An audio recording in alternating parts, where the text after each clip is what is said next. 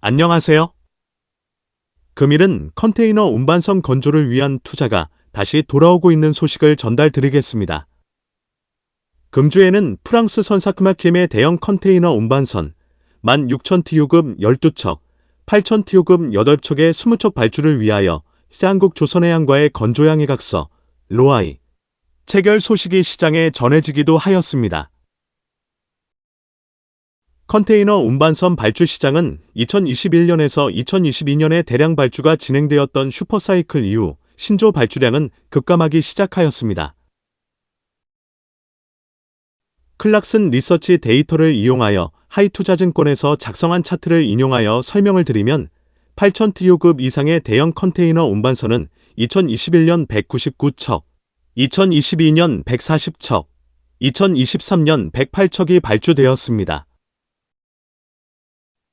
발주된 선박의 특성을 보면 친환경 연료인 렌즈 이중 연료를 채택한 선박의 발주가 대부분이었다면 2025년 이후의 인도 선박은 머스크 선사가 발주 시작하였던 메탄올 이중 연료 추진 선박이 상당 부분을 차지하였습니다.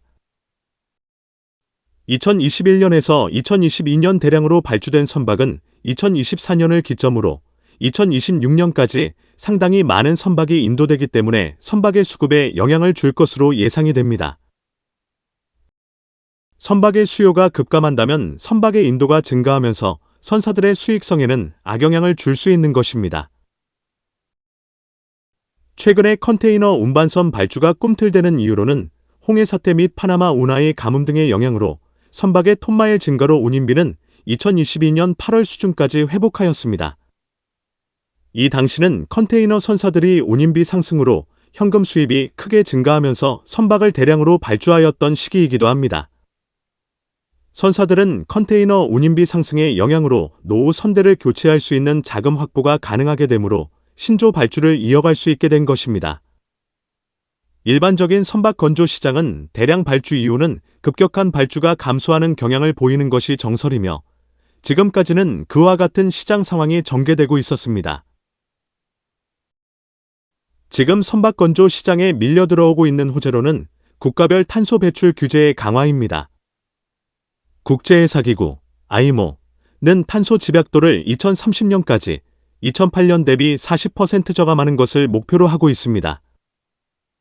해운 분야의 친환경 연료의 선두주자로 나서고 있는 유럽의 경우는 2024년부터 유럽 항만에서 운항하는 5,000GT 이상의 해외 선박을 대상으로 탄소 배출권 거래제 RS를 시행한다고 밝혔습니다. 주요 선사들은 ETS 적용에 따라 할증료를 부과하겠다는 방침을 밝히기도 하였습니다. 컨테이너 운반선을 운항하는 선사들의 경우는 이후 ETS 부과를 확대할 경우 고객사의 이탈 가능성이 높기 때문에 탄소 배출이 많은 노후 선박의 경우는 빠른 폐선과 함께 친환경 연료를 사용하는 선박으로의 교체가 필수가 되는 시기가 이미 시장에 다가와 있는 것입니다. 영상의 테이블 예와 같이 유럽 항로로 이어지는 선박의 컨테이너 화물당 부과되는 탄소세의 예입니다. 일반 컨테이너는 냉장 화물을 싣고 있는 컨테이너보다는 전력 소비가 적기 때문에 탄소 할증료가 낮은 것입니다.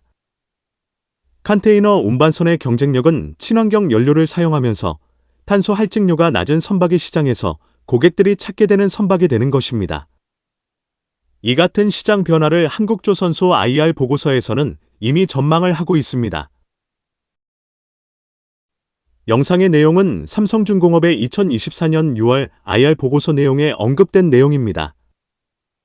설령이 20년에 도달한 컨테이너 운반선은 2027년까지 123척에 달하며 이들 선박의 교체를 위하여는 2024년에서 2025년 사이에 발주가 되어야 함을 전망하고 있습니다. 앞에서도 언급을 하였지만 선박을 신규 발주하는 것에 있어 설령이 높은 것과 함께 탄소 배출이 많은 선박의 경우는 설령과 상관없이 선사의 전략에 따라 빠른 교체가 이루어질 수 있는 것입니다. 조선소 입장에서는 현재의 선박 건조 시장에서 선사들이 발주를 증가하는 것에 이점이 있을 것인가에 대한 질의를 할 수 있습니다. 이를 확인할 수 있는 방법은 성가의 변화를 보면 수익 구조를 어느 정도 확인이 가능한 것입니다. 최근 시대 한국조선해양이 건조양해각서 로이를 체결한 선박인 8,000TU급, 16,000TU급 선박의 성가 수준은 각각 1억 4천만 달러, 2억 달러 수준인 것으로 전해지고 있습니다. 16,000TU급 컨테이너 운반선의 성가 변화를 보면 2020년 1억 1,200만 달러, 2021년 1억 3,100만 달러, 2022년 1억 6,250만 달러 수준이었습니다.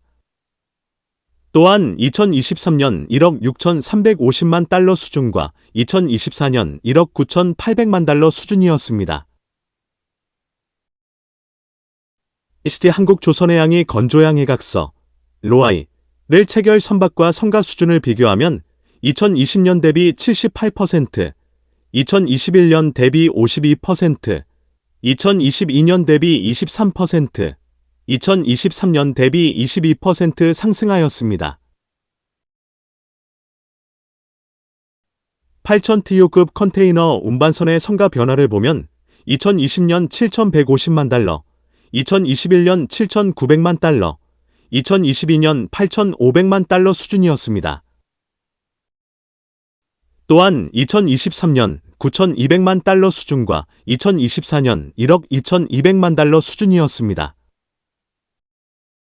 시대 한국조선해양이 건조양해각서 로아이를 체결 선박과 성가 수준을 비교하면 2020년 대비 95%, 2021년 대비 77%, 2022년 대비 64%, 2023년 대비 52% 상승하였습니다.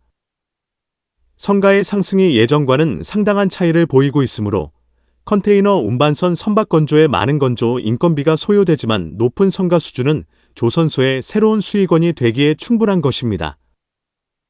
2024년 상반기는 카타르 렌즈 운반선 발주 이외에 선박의 대형 발주가 주춤한 상황에 컨테이너 운반선의 친환경 연료 선박으로 빠른 교체 발주 수요는 조선소의 긍정적인 시그널이 될 수 있는 것입니다.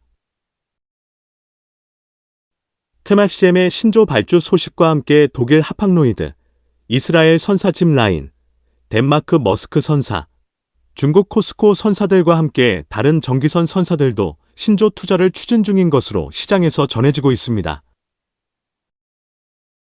친환경 선박의 경쟁력을 갖춘 한국조선소는 새로운 발주 물량을 수주하는데 최선을 다하여 높은 성과를 거두기를 기원합니다.